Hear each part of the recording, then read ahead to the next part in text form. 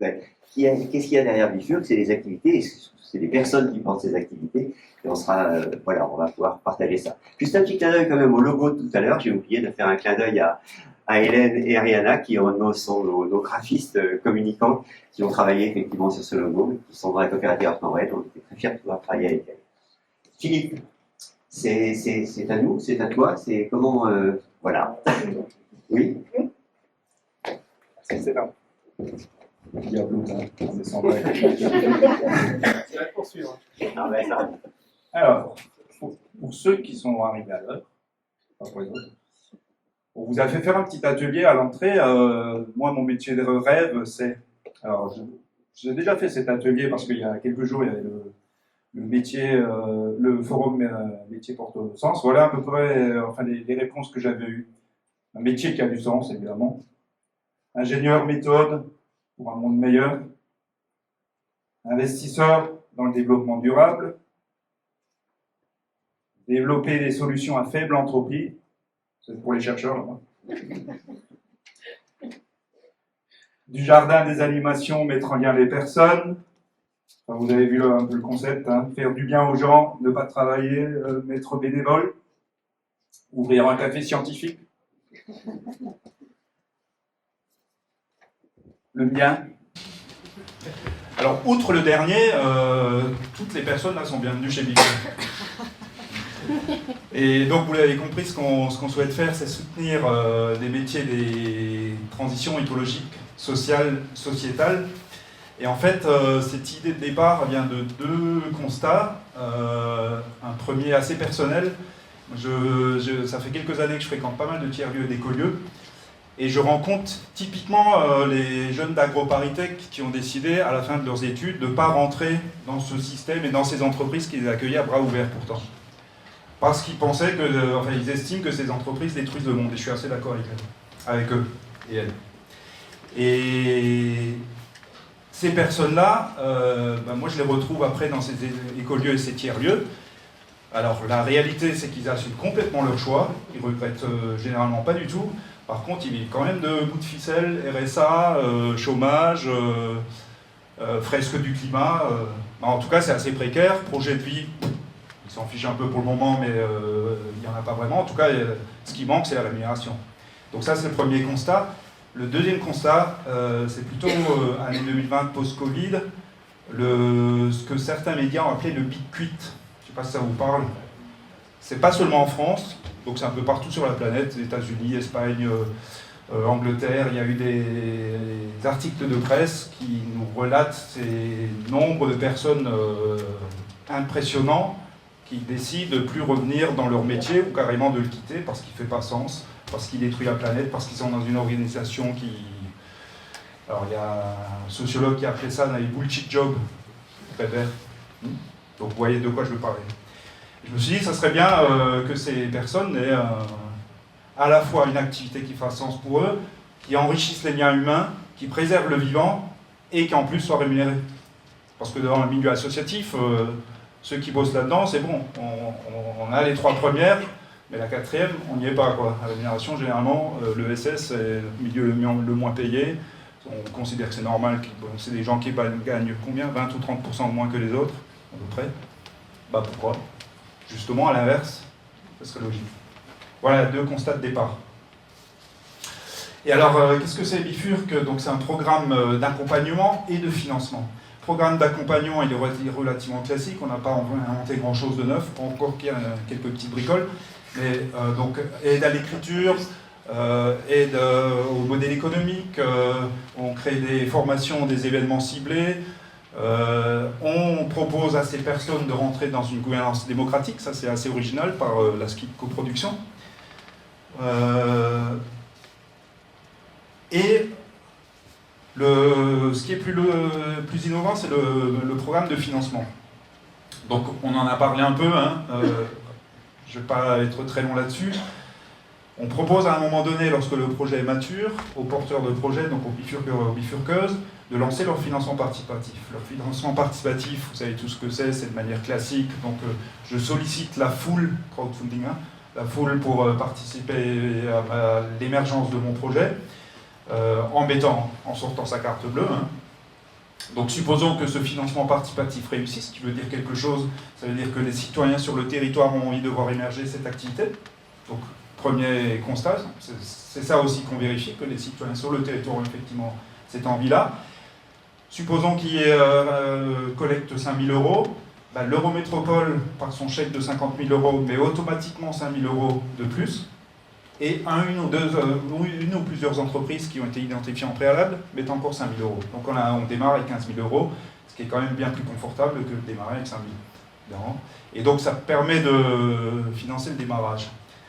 Une deuxième originalité de Bifurc, c'est que on ne rentre pas n'importe comment, mais le sas d'entrée, c'est vraiment la mesure d'impact. On n'a rien contre les activités classiques, mais celles qui détruisent la planète et les liens humains. Vous avez compris que ce n'est pas trop notre truc, on n'a pas envie de soutenir ça. Donc nous, on finance uniquement des activités qui ont un fort impact écologique, social, sociétal. Et ça, on le mesure. Et pour ne pas être taxé de conflit d'intérêts, on fait intervenir un acteur extérieur, un prestataire, qui fait cette mesure d'impact, en l'occurrence c'est la société Greenscale. Donc il va faire cette mesure d'impact pour chaque bifurqueur et bifurqueuse, projet par projet, va avoir sa mesure d'impact, donc prévisionnelle, puisque le projet n'a pas encore démarré, et aussi avec un bilan à 6, 9, 12 mois. Je vous inviterai à regarder le parcours du bifurqueur, vous verrez plus de détails là-dessus. Troisième originalité, et ça c'est une manière d'intégrer les acteurs entreprises une deuxième fois. Donc première fois c'est le troisième tiers, les entreprises du troisième tiers, comme on les appelle. Et on en met aussi en face de chaque porteur de projet un mentor qui est un entrepreneur expérimenté qui fait ça de manière bénévole. Il y en a un au fond de la salle qui va démarrer lundi, je pense, si tout se passe bien. Salut Romain. Et donc c'est des personnes qui accompagnent le bifurqueur, qui dans l'idéal sont d'une activité proche du bifurqueur pour vraiment pouvoir les conseiller, amener du réseau, lui dire bah là ton tarif c'est pas le bon, si tu fais pas de chiffre d'affaires ton activité est morte dans 6 mois. Donc c'est vraiment pour les orienter, pour les aider et pour faire en sorte que le projet se pérennise au-delà de la première phase de financement qui est financée par le financement participatif. Et la dernière chose un peu particulière chez Bifurc, c'est qu'on souhaite aussi, on pense qu'un des acteurs majeurs assez méconnu parce que les gens ont beaucoup de mal à comprendre le concept et surtout la puissance du concept, c'est la monnaie locale complémentaire. Nous, l'argent qu'on collecte, on souhaite qu'une partie au moins de cet argent soit reversée au bifurqueur sous forme de MLC, donc monnaie locale complémentaire, en l'occurrence le STUC dans le Bas-Rhin. Alors est-ce que c'est 80%, 50%, 20%, 5%? Peu importe, c'est pas tellement ça qui compte, c'est l'idée d'initier un mouvement et qu'il y ait une partie qui soit versée en monnaie locale complémentaire. Je ne rentre pas trop dans le détail là-dessus, là on pourra en parler ultérieurement. Voilà, c'est l'essentiel ce que je voulais dire sur Bifurc, et je passe la parole à Somac pour la partie plus mesure d'impact et recherche.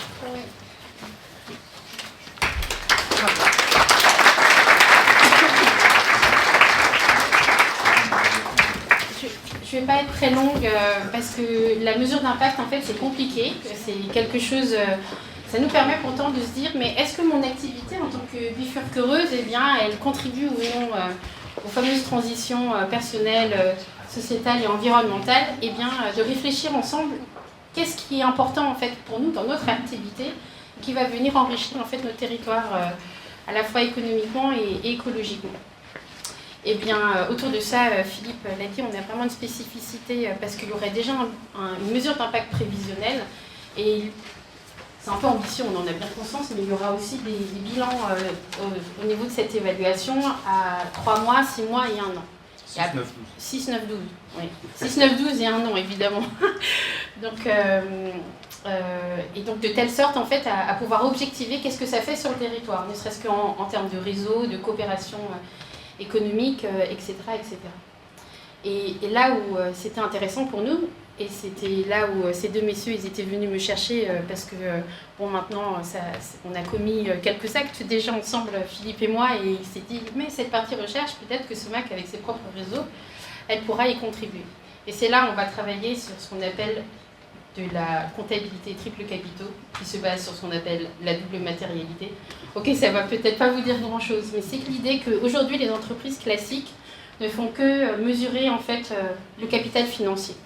En fait, le capital financier, comment est-ce que la valeur et les richesses en fait sont créées et quel impact en fait ça a sur le capital social ou le capital environnemental, on va dire capital nature, la question elle se pose pas.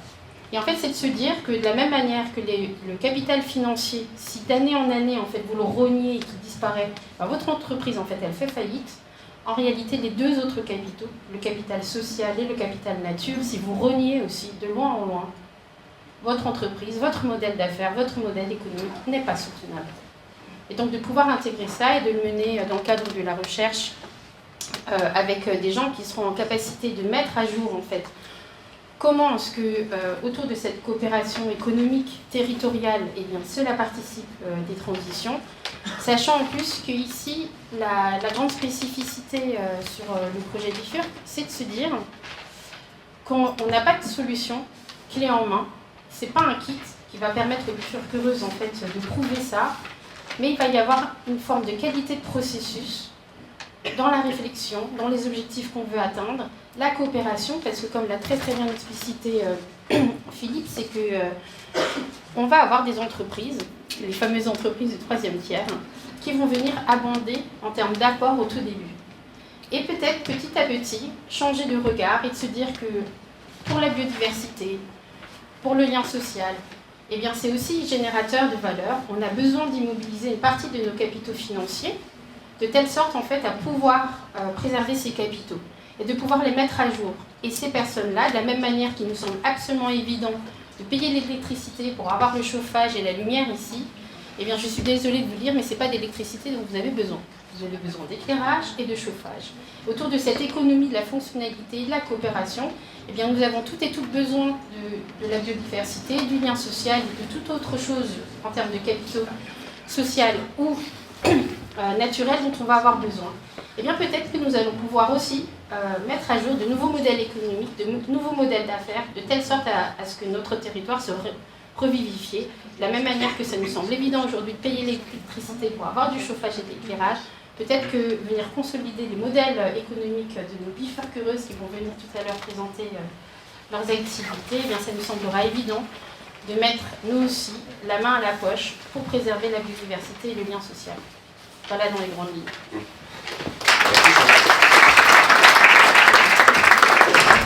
Merci Sommage, merci Philippe. Bien, peut-être avant de passer la parole au bifurqueur, il y a aussi un troisième larron, si je puis dire, mais aussi qui questionne la coopération. On est d'accord, je crois maintenant, et on l'affirme, que pas de transition possible sans coopération. Peut-être que la coopération peut aller encore un peu plus loin sur ce qu'on appelle l'innovation sociale, et que derrière l'innovation sociale, il y a aussi un projet d'éducation populaire. Parce que c'est vrai qu'on est là, nous, en connaissance peut-être, ou acteurs en tout cas dans l'économie sociale, effectivement, de ces grands principes. Pour autant, il va falloir convaincre un petit peu plus de monde quand même, et je pense que la culture, l'éducation populaire fait partie aussi des enjeux sur lesquels on doit porter des... Après, la coopérative, qui a quand même 180 ans d'histoire, c'est la plastique, c'est le format effectivement qui permet d'aller vers ces ambitions et ce projet. C'est vrai qu'on s'appuie aussi sur des règles, des principes. C'est pas non plus par hasard que c'est porté par une coopérative, et moi je suis la garant de pouvoir effectivement porter en tout cas ce message-là. C'est qu'on s'inspire aussi des grands principes de l'Alliance coopérative internationale, qui a défini quand même des règles assez importantes. Alors il y en a au moins 7, mais en tout cas les principales, c'est bien une adhésion volontaire quand même des personnes pour intégrer effectivement notre programme. Ça, je crois que c'est quand même le premier principe. Un principe d'éducation-formation, un principe de solidarité entre coopératives aussi, l'association Zoen et le réseau effectivement, et un principe quand même d'être à l'heure et dans le défi sociétal qui s'impose aujourd'hui et comment les coopératives y répondent. Donc oui, le format, on l'avait, on l'a trouvé, on l'expérimente encore, même 20 ans après avec nos coopératives d'activité, avec la coopérative d'intérêt collectif coproduction. Ça va être le portage technique aussi, mais aussi politique des bifurqueuses et bifurqueurs.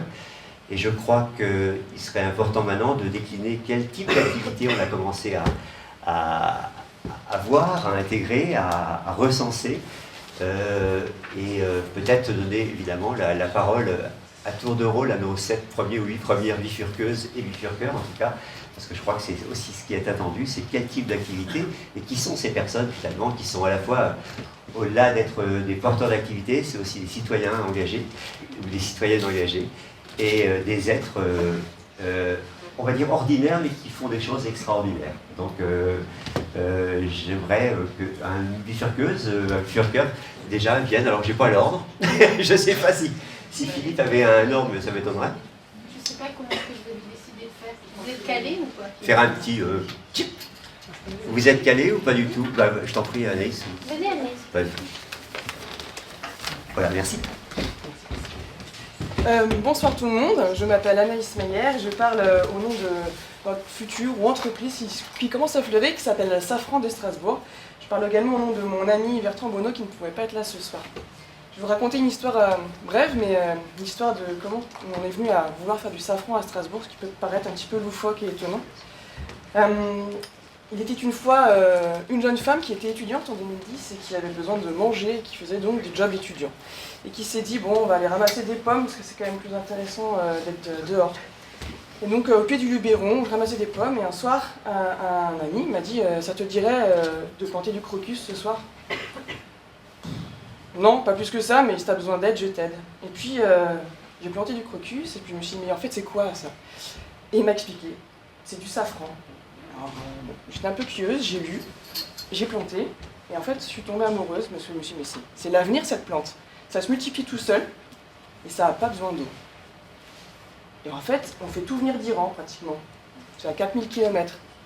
Puis j'ai lu, en fait avant il y en avait en France. On a tout arrêté parce qu'on avait besoin de manger à une époque de guerre. Sinon je peux l'enlever aussi, parce qu'en fait je n'aime pas parler au micro, mais je parle très fort. Voilà. Et donc j'ai lu, et je me suis dit, bon, ok, on va essayer. Je suis arrivée en Alsace, j'ai fait des tests, et ça a marché. Ça a marché, et d'année en année, c'était de mieux en mieux. Et puis, vous l'avez vu, à Strasbourg, il fait chaud, très chaud en été, mais c'est pas non plus tropical. Il fait froid en hiver, mais c'est pas non plus sibérien. Et en fait, c'est parfait. J'ai fait des tests, j'ai eu un autre boulot, je l'ai encore actuellement, je suis en train de bifurquer. Et en fait, là, on s'est lancé, grâce à l'Eurométropole qui nous a mis un terrain à notre disposition. Et là, on fait tout ce qu'on peut pour récolter pour le moment 27 petits grammes.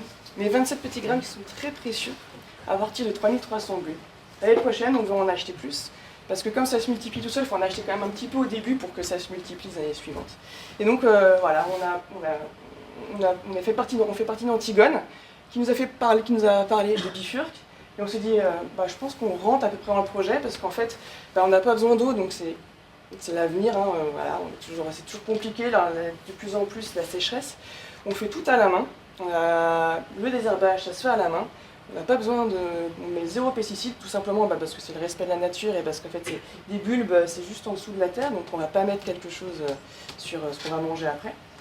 Et c'est d'ailleurs pour ça que c'est si cher le safran. Si vous voulez venir désherber un jour, je vous invite, parce que en fait, tout est à la main et tout est très minutieux. Et en fait, on fait tout à vélo. Pour le moment, en fait, on va au terrain à vélo, et ce qui fait que ça passe aussi bien, c'est que pour le moment, la seule ressource fossile qu'on a utilisée, c'est 5 litres d'essence pour le motoculteur. Sinon, on a tout fait à la main, aux cuisses, aux bras, parce que le motoculteur, je ne savais pas à quel point c'était une bête virulente. Et voilà, après, il faut tout couper à la main également, et c'est quelque chose qui nous passionne. Et voilà, maintenant, on est à cette étape, je dirais, par là. On va chercher une entreprise et on est très heureux de changer de métier qu'on aime bien, mais qu'on a envie de changer parce que ça fait du bien, en fait, de vivre quelque chose qui nous booste vers l'avant, et on se rend compte qu'on va laisser une empreinte nulle en termes de carbone sur la planète, et c'est ce qu'on veut parce que finalement, c'est la chose qu'on peut laisser à nos enfants, nos petits-enfants, et voilà, ça nous booste énormément cette entreprise. Et je remercie et Antigone Et Bifurc de nous avoir laissé, nous laisser la possibilité de créer notre entreprise avec de l'humain. Parce qu'on veut éventuellement, naturellement, vendre le plus local possible. On a vendu notre premier gramme de safran il y a quelques jours à une pâtisserie locale. Et on va chercher à faire le plus local possible aussi avec les restaurateurs, aussi à développer notre safran en termes médicinaux, parce qu'en fait, on le connaît en termes gustatifs. Mais il faut savoir que le safran a des vertus très intéressantes, notamment antidépressives. Et comme on est les premiers consommateurs d'antidépresseurs en France, on pourrait peut-être changer à quelque chose de plus naturel et meilleur au goût d'ailleurs. J'imagine. Et en tout cas, voilà, on va essayer de diversifier pour pas juste le plaisir gustatif, mais aussi parce que c'est une plante qui a des pouvoirs très importants. Merci de votre attention.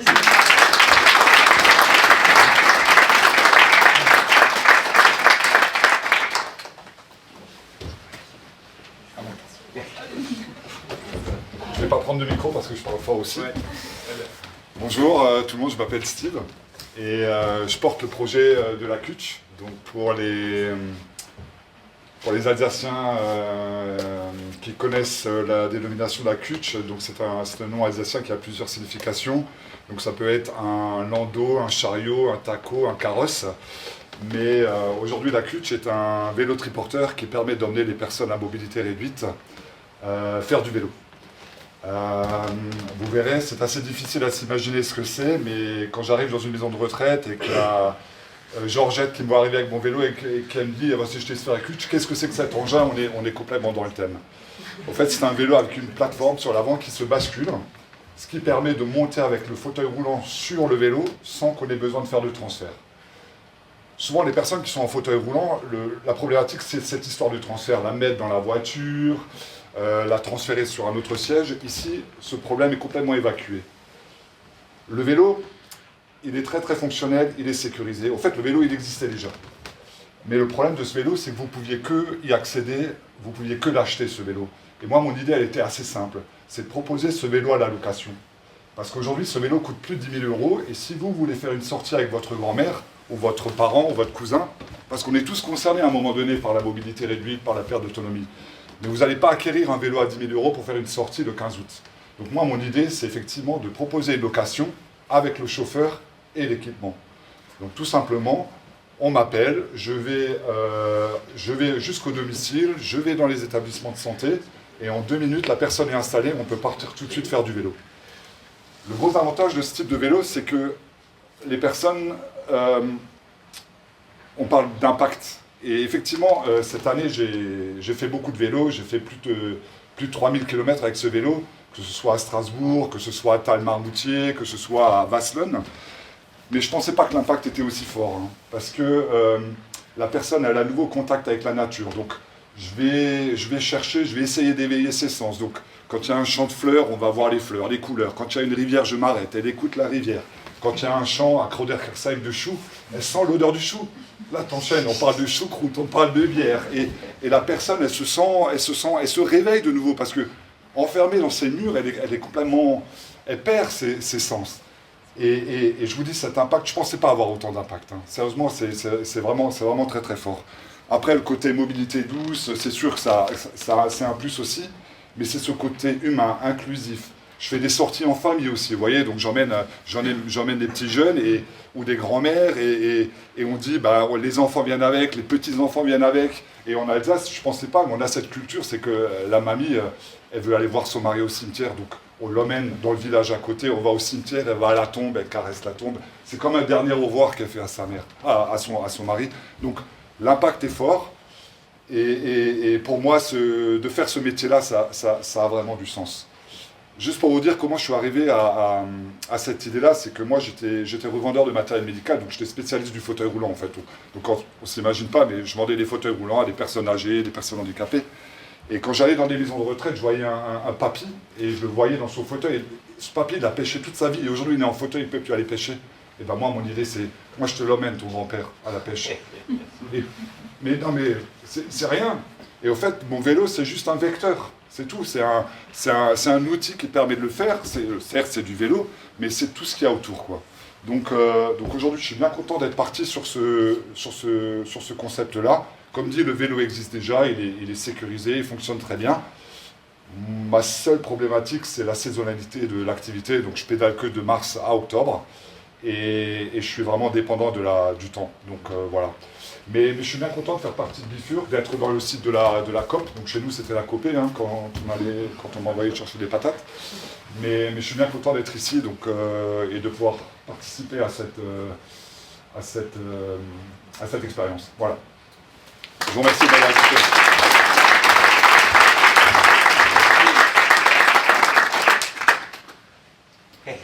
Allez, Denisa.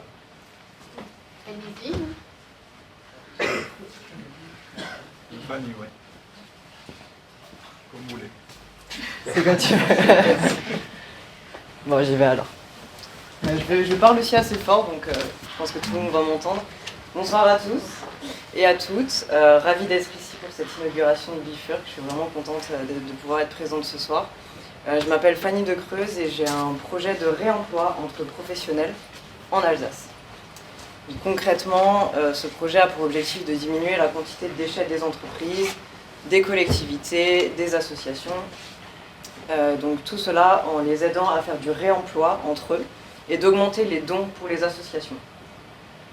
Cela passera par une plateforme de réemploi entre professionnels où ils vont pouvoir mettre des annonces de matière pour qu'on connaisse l'offre et la demande. Et on pourra aussi proposer des services annexes comme les aider à trouver le matériel réemployable et à réemployer et leur proposer de la sensibilisation. Donc pour vraiment les accompagner de A à Z sur cette démarche de réemploi. Alors actuellement, moi je suis vraiment tout au début. J'ai encore beaucoup de choses à faire devant moi pour arriver à la transition, mais voilà, j'ai hâte de continuer cette route de Bifurc. Qu'est-ce qui m'a donné envie d'œuvrer dans les transitions? C'est actuellement, je suis en deuxième année de master management de la transition écologique et solidaire. Et j'ai pu vraiment appréhender l'ensemble des sujets de transition écologique et solidaire. Et je pense qu'il reste encore beaucoup de choses à construire. Donc je suis ravie de faire partie de Bifurc aujourd'hui. Merci à tous. Merci.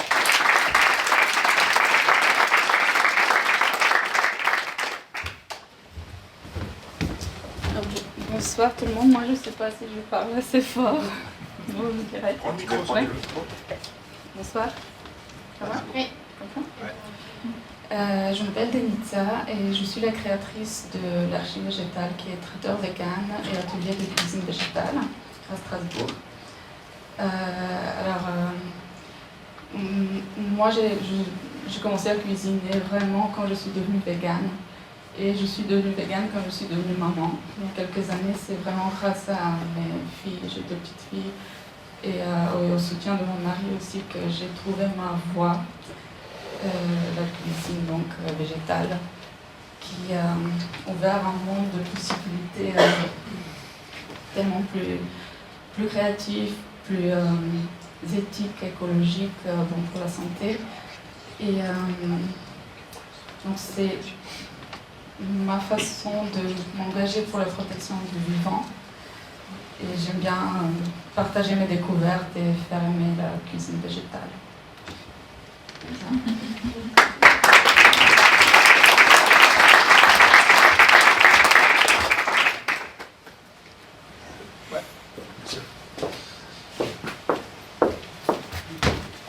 Bonsoir à tous. Alors moi je pense que je suis la plus récente de Bifurc. Je suis arrivée lundi, donc voilà, c'est hyper récent. Mais je suis ravie d'être là et de vous présenter le projet que je porte. Donc je m'appelle Anne Duchemin et je suis la fondatrice d'Anso la Fée, qui vise à sensibiliser autour de tout ce qui est lié à l'éco-anxiété et notamment les troubles psychiques. Alors je ne sais pas si vous connaissez tous ce qu'est l'éco-anxiété. Ce sont donc toutes les émotions qui sont liées au changement climatique. Alors il y a plein de définitions qui sont sorties, mais c'est la plus simple et la plus accessible en tout cas pour tout le monde. L'éco-anxiété, ça regroupe un panel d'émotions qui est assez vaste.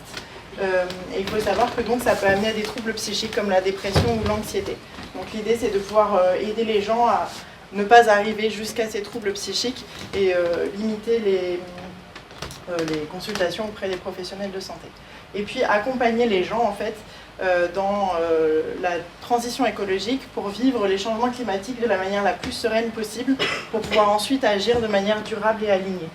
Comment je fais ça? Je propose aujourd'hui des ateliers collectifs auprès des lycéens, auprès de plein de structures qui accueillent du public, auprès d'entreprises aussi, pour pouvoir les sensibiliser sur ce qu'est l'éco-anxiété en général, les émotions qu'ils peuvent ressentir, qu'ils puissent aussi avoir une attention sur les émotions qui touchent leurs enfants, leurs collaborateurs, leurs amis, qu'ils puissent avoir cette écoute et ce regard. Leur proposer aussi des clés pour pouvoir diminuer cette éco-anxiété, et notamment des clés qui permettent de se reconnecter à soi, pour savoir où sont ses forces, se baser sur les forces individuelles pour pouvoir emmener tout le monde ensuite avec la complémentarité de chacun et lancer cet élan vers la transition écologique pour pouvoir toucher plus de monde et s'éloigner parfois de la culpabilisation qu'on peut ressentir ou la paralysie qu'on peut ressentir ou des fois même le burn-out dans toutes les actions qu'on peut mener quand on veut vraiment agir. Voilà. Il y a un autre pan de mon activité qui fait que je développe une application pour pouvoir poursuivre après cet atelier collectif l'accompagnement des gens. Donc un peu tous les jours, ils pourraient, ou toutes les semaines, ils pourraient tester leur éco-anxiété. Si vous voulez faire ce test, c'est un test qui a été créé par un chercheur néo-zélandais et qui a été adapté en France par un psychothérapeute qui s'appelle Pierre-Éric Sutter, qui est un peu l'expert en France de l'éco-anxiété puisqu'il a créé l'Observatoire de l'éco-anxiété et la Maison des éco-anxieux à Paris. Et donc il a adapté ce test, vous le trouvez sur Internet. Et en faisant ce test, vous savez si vous avez une éco-anxiété très forte ou un peu moins forte. Et l'idée, c'est de pouvoir donner des tips en fonction de cette intensité pour pouvoir agir, mais aussi de proposer une mise en action un peu gamifiée, un peu sympa, et un partage de ses émotions auprès d'une communauté pour se sentir soutenu, motivé, parce que parfois quand on se lance dans la transition écologique, on est seul. Moi aussi, les valeurs écologiques, elles sont arrivées quand je suis devenue maman, et quand j'ai regardé mon entourage, je me suis retrouvée bien seule. Quand j'ai commencé à dire que pour mes jumeaux, je faisais des couches lavables, on m'a regardé bien de travers, et ça a été compliqué de continuer à avancer. Donc l'idée, c'est de pouvoir emmener encore plus de monde dans ces éco-gestes et de pouvoir continuer plus loin. Voilà. Merci beaucoup.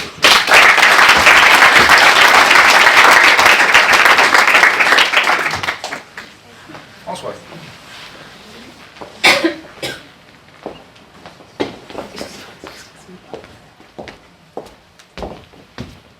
Micro ou pas, je sais pas le tenir, ça va là? Ouais. Donc, bonsoir. On colle là. Ah pardon, merci, on va essayer. C'est mieux que le QR code, j'y arrive. Bonsoir, donc moi je m'appelle François, je suis facilitatrice, donc j'ai pour vocation à aider les personnes à donner lumière d'elles-mêmes au bénéfice de leur épanouissement et des finalités d'une collectivité. Et pour cela, j'utilise le théâtre forum ou la communication non violente. Ça va avec le micro là ou c'est mieux comme ça? C'est parfait. Okay. Je sais pas, je sais pas utiliser. Donc de manière concrète, en fait, on va prendre des situations sensibles, on y a avec une thématique politique, sociétale, environnementale, écologique, et en prenant appui sur cette situation sensible, nous allons créer du lien, chercher des possibles pour avancer et coopérer ensemble, pour coopérer et avancer ensemble. Hein, et donc ce soir, je suis venue vous présenter une activité avec Sabine. Donc sous forme de théâtre forum, on va vous jouer une maquette de théâtre forum. Donc Sabine va nous dire qui elle joue, et puis après je vous dirai qui. Vas-y Sabine. Ouais. Je suis désabusée, c'est ça en fait. Mon rôle c'est désabusée. Désabusée, c'est ça. Et moi je vous dis mon rôle, merci Sabine, moi mon rôle, je suis moi-même en fait, je suis une bifurqueuse hyper enthousiaste, hyper impliquée, et puis j'ai vraiment envie de mesurer les impacts, d'avoir votre aide aussi pour mesurer tous les impacts. Hein. Et puis voilà, et puis en fait, le comment faire pour, donc le comment faire pour c'est la maquette de théâtre forum, comment faire pour c'est comment faire pour amener mon ami à bifurquer sereinement et efficacement avec moi.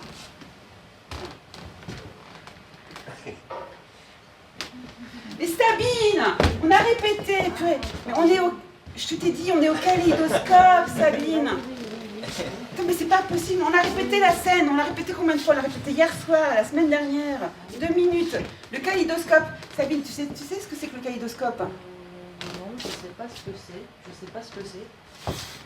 Je vous jure, je vais expliquer 100 fois à Sabine. Mais j'ai pas compris. Mais t'as pas compris, bébé, ce n'est pas un site d'escalade, non, ce n'est pas un site de Colin Maillard, Sabine. C'est un tiers-lieu, tu sais, l'ancien site des coopératives d'Alsace. Ah oui, oui. C'est un lieu de coproduction, de coopération. C'est un lieu de vie. Et tu sais pourquoi on est là, Sabine, au moins? Non, je ne sais pas pourquoi on est ici. J'ai rien compris. Sabine, mais c'est le bifurque. Regarde, il y a tous les élus, là, tous les gens qui nous soutiennent. Là, il y a le formateur de formateurs, il y a mon référent, il y a il y a mon mentor, il y a tout le monde. Ça passe pas, hein. Sabine. Et ce soir, on est là pour me démontrer les impacts. Les impacts que mon activité peut avoir. Tu vois, par exemple, Sabine, avec toi. T'es venue, tu te souviens, au premier atelier du Théâtre Forum auquel tu as participé, aux petites cantines. Oui. Hein, tu te souviens? Et ben, t'étais sur ta chaise, là. Et ben, moi, j'avais peur que tu t'écroules. T'étais tellement timide, Sabine. Ça va. Si, Sabine. Moi, je me souviens, je me suis dit, si je lui adresse la parole, elle va s'écrouler, Sabine. Tu t'es pas écroulée. Et après, on a fait des jeux brise-glace, et puis tu t'es déliée, tu as commencé à parler, tu as même joué des scènes. Hein. Le soir, tu m'as appelée Sabine. T'as dit qu'on est un peu unique avec ce truc. C'est ça, Sabine. J'ai pas compris, quoi. Oui. T'es un peu unique, j'ai pas compris. Oui, Sabine, mais oui, voilà, c'est ça. C'est qu'en fait, je me suis dit, quand tu m'as appelée, je me suis dit, cette fille-là, elle a quelque chose en elle. Et je me suis dit, Sabine, je sais que je vais pouvoir compter sur elle. Résultat, qu'est-ce qu'on a fait le lendemain? Tu te souviens, on s'est promené, Sabine. On s'est promené. Et je me suis dit, mais Sabine, elle est extraordinaire, cette fille. Elle va pouvoir m'aider. On a fait quoi ensemble? On a fait des vidéos, les vidéos de présentation sur LinkedIn. C'est toi qui les as faites, Sabine. Et t'es toujours là pour mes maquettes de Théâtre Forum. T'es là, Sabine? Oui, je suis toujours là. T'es toujours là, tu vois? Et qu'est-ce qu'on fait? Et ben, c'est unique, Sabine. Et après on a fait le l'ikigai, Sabine. Mais non, mais Sabine, l'ikigai, qu'est-ce que je t'ai dit, Sabine? Ah oui. Et tu t'es rendu compte que t'étais une artiste, hein? On a oublié le prof d'allemand, ok? Qu'est-ce que j'ai fait? J'ai révélé ton potentiel, tu vois, c'est ça. Donc, impact social. Et là, mon référent, il faut savoir qu'il y a impact social, impact écologique. Impact social. Je comprends rien. Sabine! Ah bah oui, je sais, j'ai faim et je voulais... Tu veux bifurquer vers le cocktail, c'est ça? Tu vois, le cocktail, il n'est pas encore prêt, Sabine. J'y vais, hein. Salut, hein.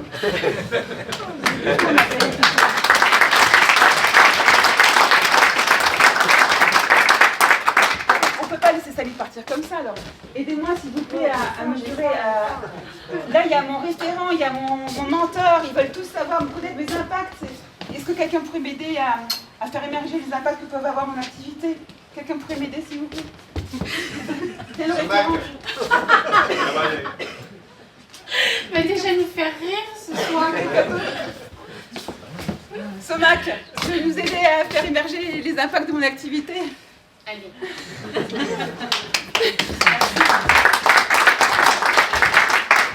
Le Théâtre Forum, c'est l'idée de rejouer ensemble une situation qu'on a mal vécue. Et peut-être que, parce qu'il y aura d'autres personnes qui rentreront en scène, eh bien, on pourra la déjouer, justement. Donc ça, c'est déjà pas mal. Merci, Somac. Personne veut jouer les impacts, non? Vas-y, Philippe. Alors, quelle est ta question, Françoise? Eh ben, Sabine est allée bifurquer vers le cocktail. On va suivre Sabine. Ah, peut-être que c'est l'heure d'aller au cocktail maintenant. Hein, tu vois, on va marre d'écouter. Mais j'ai pas réussi à faire émerger tous mes impacts, en fait. Merci. C'est pas grave.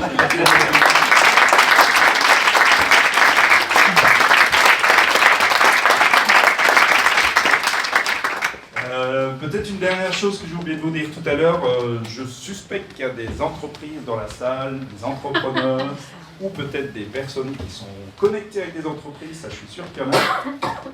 Il ne vous a pas échappé qu'à l'étape 3-4, là peut-être, en plus, sans doute qu'il vous a échappé, je vous le redis, à l'étape 3-4, on va faire appel à des entreprises. Et donc le discours qu'on va tenir à ces entreprises, donc évidemment qui seront plutôt motivées par encourager les transitions, les soutenir, alors qu'elles ne savent pas toujours comment faire, c'est si tu mets 1000 et que ça te coûte 400 et que ça ramène 3000, est-ce que tu es OK pour mettre 400 en fait? Donc c'est ça le bras de levier, hein. Clairement, ça c'est le message central.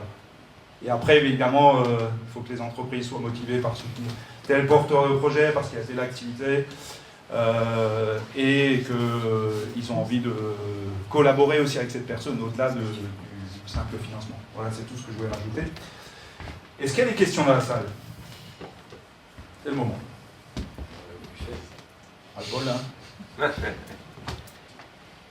Tout est clair, ouais. La portée géographique, c'est quoi? Alors oui, bonne question. Effectivement, comme c'est l'Eurométropole de Strasbourg qui a mis le chèque de 50 000, pour le moment, en tout cas, le financement participatif est plutôt pour des personnes sur l'Eurométropole. On est en train d'imaginer un dispositif pour pouvoir accueillir quasiment n'importe qui en France. En l'occurrence, c'est assez simple à expliquer. Si j'ai une personne qui vient de dire écoute, moi j'aimerais bien bifurquer, mais je suis à Mulhouse ou à Metz ou sais-je, on va lui dire écoute, si tu connais un acteur territorial, un maire, un adjoint, un président de Comcom ou quelqu'un qui est OK pour soutenir ton activité, moi je viens avec toi, on rencontre cet acteur territorial, et s'ils sont OK pour mettre le deuxième tiers sur ton financement participatif, ben c'est bon, tu rentres dans le bifurc, ou au moins dans le parcours, et on peut démarrer comme ça. Au moment où on en est là. Mais c'est vraiment au stade d'idée aujourd'hui. Plutôt si vous connaissez des élus locaux. Favorable aux transitions plutôt, oui, dans un premier temps. Welcome. Oui, François? Une question pour Anaïs. En fait, le safran, vous déjà engagé. Vous trouvez la safran ou pas? Oui, oui, le site est en cours de construction, mais d'ici 1 ou 2 jours, ça devrait être possible. Le safran existe déjà? Le safran existe déjà, mais comme je disais, il y a 27 grammes, donc il va falloir se battre. Et c'est largement plus cher que l'héroïne. Hein. Oui, mais c'est beaucoup de travail, je sais pas, l'héroïne, j'ai jamais fait, ça m'intéresse pas, mais je pense que c'est... Est-ce qu'il y a d'autres questions? Juste en quoi le parcours du FOUR qui se distingue de tous les autres parcours d'accompagnement qui existent sur la création d'entreprise? Parcours d'accompagnement, effectivement, il y a pas mal le distinguo au niveau attraction pour les bifurqueurs et les bifurqueuses est situé au niveau du financement participatif triple, essentiellement. Et puis l'originalité quand même, c'est cette mesure d'impact, donc la volonté qu'on a vraiment de soutenir que de l'économie vertueuse et pas de l'économie classique et surtout pas de l'économie vicieuse. Oui? À qui j'envoie mon projet? Welcome. Tac, super. Un de plus. On va avoir la première promo pleine, donc on espère qu'elle peut démarrer début janvier. On est en train de mettre en place le parcours mesure d'impact avec Océane de Greenscale. Donc je pense que début janvier, on est prêt pour démarrer, pour de vrai. Et les premiers financements participatifs, donc le temps de les mettre en route, ça devrait intervenir février, je pense. D'autres questions? C'est bon? Bar est ouvert? Allez. Et